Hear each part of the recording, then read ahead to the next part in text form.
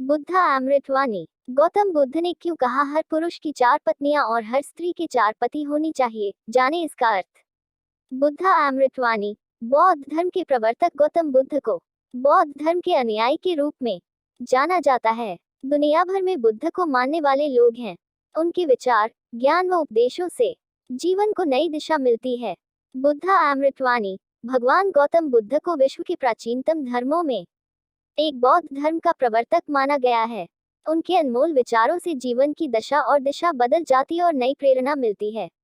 लोग उनके उपदेशों और विचारों को ग्रहण कर उसका पालन करते हैं। लेकिन गौतम बुद्ध के कई विचारों में एक है 4 पति पत्नी होने से जुड़े विचार, जिसे जानकर आप चकित रह जाएंगे। गौतम बुद्ध के अनुसार हर पुरुष की 4 पत्नियां और हर स्त्री के 4 पति होने चाहिए। लेकिन आखिर उन्होंने ऐसा क्यों कहा और इसके पीछे का कारण क्या है, इसका जवाब आपको इस कहानी में मिलेगा। गौतम बुद्ध द्वारा सुनाई कहानी। एक व्यक्ति की 4 पत्नियां थीं। उस दौर में पुरुषों को एक से अधिक पत्नियां रखने का अधिकार प्राप्त था। व्यक्ति का जीवन अपनी पत्नियों के साथ अच्छा चल रहा था, लेकिन कुछ समय बाद व्यक्ति शारीरिक परेशानियों से घिर गया और काफी बीमार पड़ गया। बीमारी इतनी जटिल थी कि ठीक होने के बजाय दिन व दिन स्थिति खराब होती जा रही थी। अपनी हालत देख व्यक्ति को यह समझ आ गया था कि उसकी मृत्यु का समय नजदीक है। इसे लेकर वह उदास रहने लगा। पहली पत्नी का जवाब। एक दिन उसने पहली पत्नी से कहा, प्रिय, मेरी मृत्यु नजदीक है। मैं जल्द ही अपने शरीर का त्याग कर संसार से मुक्त हो जाऊंगा। लेकिन मैं अकेले नहीं जाना चाहता हूँ। मैंने हमेशा तुमसे प्रेम किया और आज भी करता हूँ। क्या तुम मेरे मृत्यु के बाद मेरे साथ चलोगी?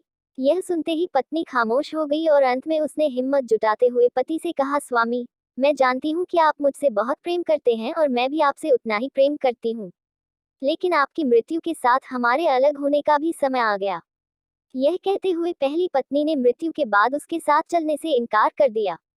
दूसरी पत्नी का जवाब। इसके बाद व्यक्ति अपनी दूसरी पत्नी के पास जाकर उससे भी यही प्रश्न पूछते हुए कहता है, क्या तुम मृत्यु के बाद मेरे साथ चलोगी?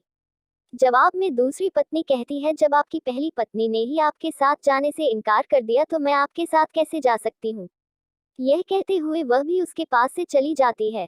तीसरी पत्नी का जवाब। व्यक्ति की मौत अब बेहद करीब रहती है और वह मृत्यु के बाद अकेले होने के कारण उदास मन से तीसरी पत्नी को बुलाकर भी यही प्रश्न करता है। तीसरी पत्नी भी मृत्यु के बाद उसके साथ जाने से इनकार कर देती है। चौथी पत्नी का जवाब। मृत्यु को और करीब पाकर अब व्यक्ति की सारी उम्मीदें खत्म हो चुकी होती है और अंत में वह अपनी चौथी पत्नी को बुलाता है और हिम्मत जुटाकर वही प्रश्न पूछता है जो उसने अपनी 3 पत्नियों से पूछे थे। व्यक्ति कहता है, मैं मरने के बाद जहां भी जाऊंगा, क्या तुम भी मेरे साथ वहां चलोगी? तब चौथी पत्नी कहती है, स्वामी, मैं आपके साथ जरूर चलूंगी। आप जहां भी जाएंगे मैं भी आपके साथ चलूंगी और आपका साथ दूंगी, क्योंकि मैं खुद भी आपसे दूर नहीं रह सकती। कहानी का सार और सीख। कहानी को सुनाते हुए गौतम बुद्ध अंत में कहते हैं, हर पुरुष और महिला के पास 4 पत्नियां और 4 पति जरूर होने चाहिए। यह इसलिए क्योंकि उसे भी चौथी बार में हाँ सुनने को मिले। हालांकि कहानी में बताए 4 पति और पत्नी का तात्पर्य यहाँ गौतम बुद्ध ने जीवन के पहलू को बताया है। गौतम बुद्ध के अनुसार इस कहानी में पहली पत्नी हमारा शरीर है, जो मृत्यु के बाद हमारे साथ नहीं जा सकती। इसलिए मृत्यु के बाद शरीर को जला दिया जाता है या दफना दिया जाता है। दूसरी पत्नी है हमारा भाग्य है। मृत्यु के बाद हमारा भाग्य भी यही छूट जाता है और हम उसे साथ नहीं लेकर जा सकते हैं। तीसरी पत्नी का संबंध रिश्तों से है। मृत्यु के बाद रिश्ते नाते सभी यही छूट जाते हैं और हम चाहकर भी इसे अपने साथ नहीं लेकर जा सकते हैं।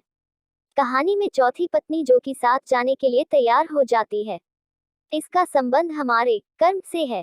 कर्म ही एकमात्र ऐसी चीज है जो मृत्यु के बाद हमारे साथ जाती है।